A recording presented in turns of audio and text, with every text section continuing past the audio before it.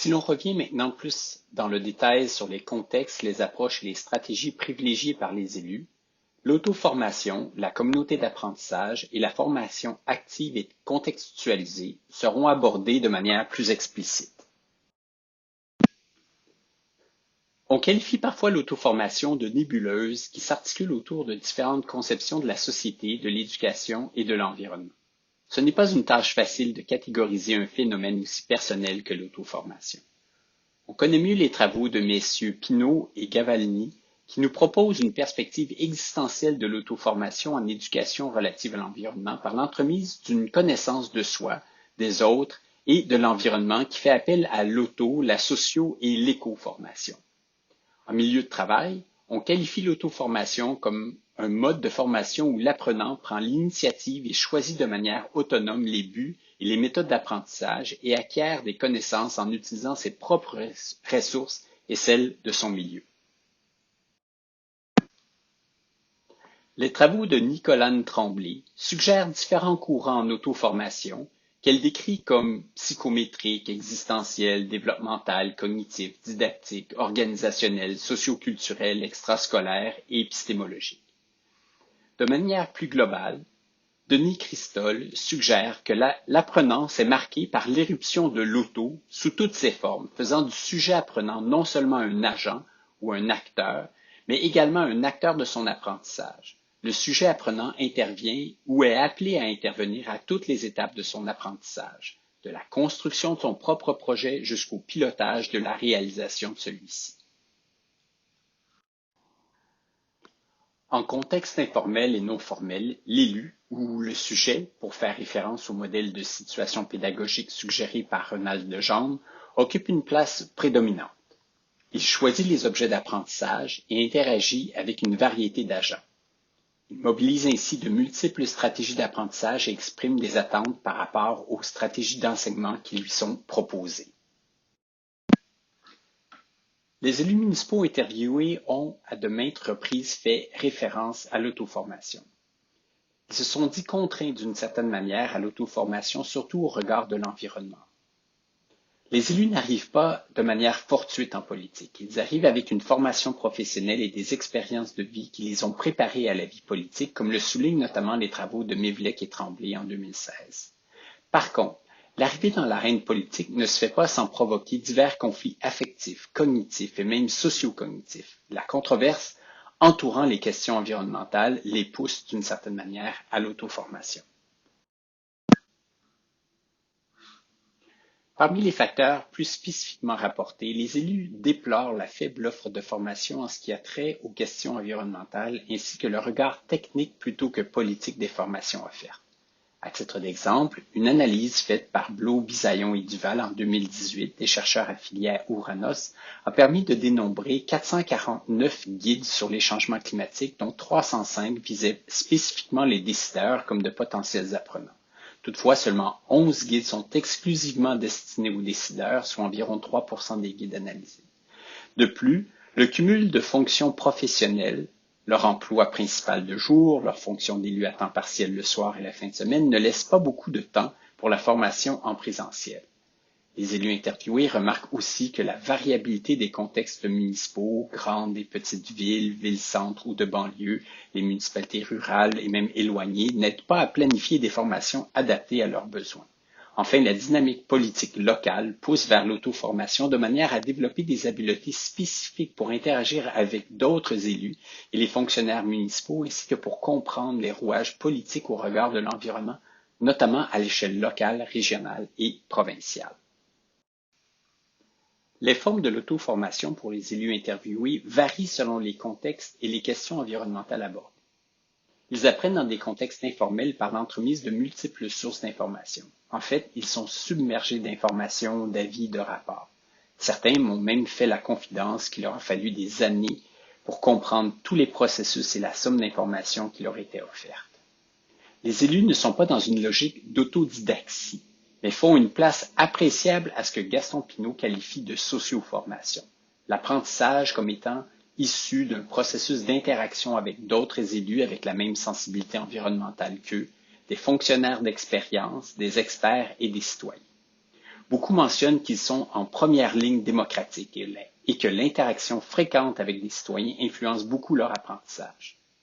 La dimension environnementale de l'auto-formation, ou si vous voulez l'éco-formation, se fait par l'entremise de processus de résolution de problèmes au regard de questions environnementales vives.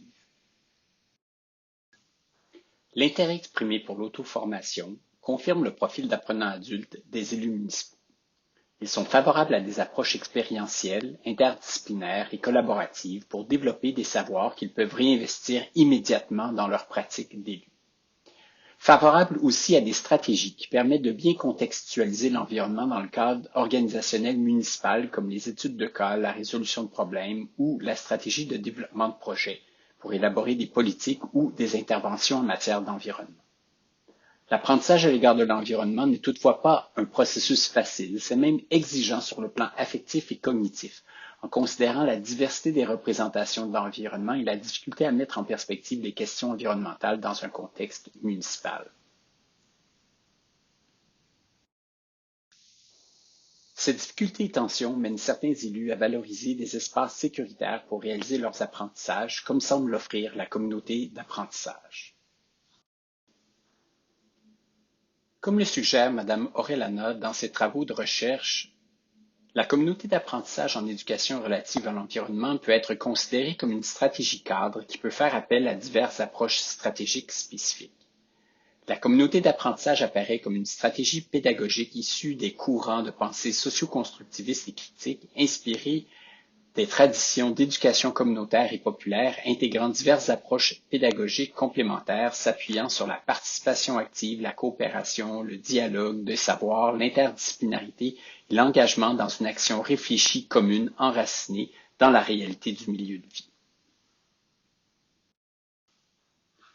L'ancrage des processus d'apprentissage dans les réalités du milieu de vie des participants offre des conditions favorables au développement de compétences liées à la résolution de problèmes environnementaux. Il pourrait aussi servir au développement de compétences éco-citoyennes.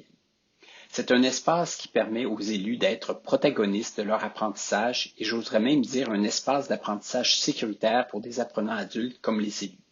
C'est vraiment important pour les élus de ramener la formation dans leur réalité sociale de manière bien concrète, même si les milieux municipaux sont très variables, dynamiques et en perpétuel changement. La stratégie de communauté d'apprentissage est mobilisée dans divers contextes. Les élus ont rapporté des communautés d'apprentissage spontanées constituées par l'entremise de réseaux sociaux en groupes privés, ou de manière plus structurée, mais moins fréquente, par l'entremise d'associations de municipalités avec un agent qui anime et dynamise les échanges. La communauté d'apprentissage peut faire appel à différentes approches et stratégies spécifiques. Les élus préfèrent les approches dialogiques qui favorisent la discussion et l'échange sur des thèmes d'intérêt souvent liés à l'actualité environnementale. Ils apprécient aussi des approches expérientielles en mettant en commun des expériences parfois plus ou moins concluantes pour apprendre de leurs succès et de leurs erreurs.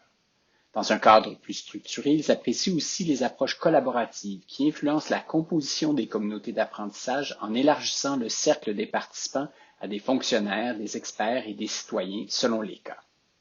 Certains exemples de communautés d'apprentissage ont mené à des prises de position communes, à des projets d'écriture ainsi qu'à des processus de résolution de problèmes dont la portée était supralocale. Le réseautage et l'intérêt partagé pour l'environnement semblent être des facteurs contribuant à l'usage de la communauté d'apprentissage. Pour les élus, la communauté d'apprentissage permet de créer un espace qui minimise les risques liés à l'apprentissage loin du regard public et des tensions politiques et partisanes parfois présentes à l'intérieur d'un conseil. Nous verrons que l'intérêt porté par les élus pour la communauté d'apprentissage et l'auto-formation influence également le rapport qu'ont les élus à l'apprentissage dans un cadre non formel plus structuré. L'offre de formation dans un cadre non formel est grandissante. Actuellement, au Québec, une seule formation est obligatoire pour les élus en vertu de la loi sur l'éthique et la déontologie en matière municipale. Cette formation est offerte par la Fédération québécoise des municipalités ainsi que l'Union des municipalités du Québec. Elle a été intégrée à leur programmation respective de formation continue qui couvre de nombreux autres thèmes d'intérêt pour les élus et les administrateurs municipaux.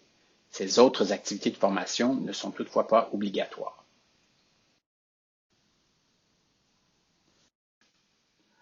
On distingue de manière générale deux paradigmes qui déterminent les relations pédagogiques dans un contexte de formation. Le paradigme de l'enseignement, qui se situe dans une logique de contenu avec un formateur expert de ces contenus, qui place le sujet apprenant dans un rôle passif dans une logique de connaissance et de développement personnel, tandis que le paradigme de l'apprentissage est davantage dans une logique de transfert qui accompagne les apprenants en leur donnant un rôle actif dans une logique de développement de compétences reliées aux exigences du milieu professionnel de référence. Ce portrait sommaire de l'offre de formation pour les élus au Québec servira à mettre en perspective la formation relative à l'environnement dans un contexte non formel privilégié par les élus municipaux interviewés. Les élus interviewés souhaitaient de manière générale que les divers paliers de gouvernement ainsi que les associations de municipalités développent une offre accrue de formation relative à l'environnement dans leur programmation. Ils remarquent un changement positif à l'égard de l'offre de formation, surtout en matière de changement climatique. Par contre, leur intérêt était mitigé en ce qui a trait à la forme des formations offertes à l'égard de l'environnement. Ils souhaitaient des formations qui favorisent un apprentissage actif.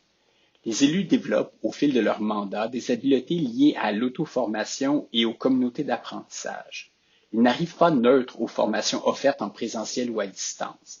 Ils privilégient vraiment une offre de formation inspirée du paradigme de l'apprentissage, c'est-à-dire centrée sur l'apprenant et contribuant au développement de savoir-faire et de savoir-être associés à leur rôle d'élu.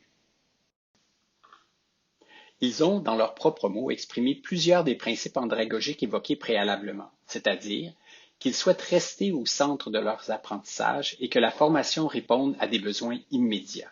Ils désirent que la formation soit un lieu de rencontre et de réseautage avec d'autres élus et des experts municipaux.